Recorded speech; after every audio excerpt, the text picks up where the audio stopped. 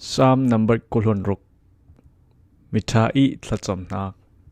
Mo boy pa, mo nei lo asi tia iti mo, zianga tile adik mi katwa I, katin long za te in nang ma kalau ring asi. Mo boy pa, izing zoy ola inik sak niko. Kadu nak le karwa nak kalhi, king kai niko. Atleng ok da alo mi na du do nakin ikil I, rintlak na si nakin ihroy ring ring. Mi lau tlau pol chu ka kom hai lo I, mi ti otter pol nen khala ka tel lo. Mi rok rol pol nen I tel chu ka hua I, mi thalau pol chu ka ril hai asi.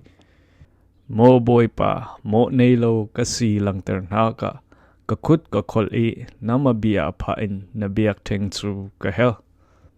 Nang ma nena lung oi na kla ka saki mang bangza na thil tua mi pol thu ka sim. Mo boy pa na umnak in chu kangai na huham a umnak mun chu.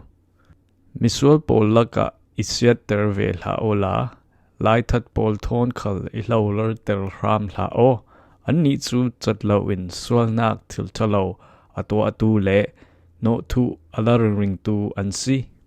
Asinang kei chu thil dik ato atu kasi, izang fa ola I hum ramo, di pa nak munisin, mun ron pi ka thleng zo, mi za pi khom nak muna boy pa ka thang thading.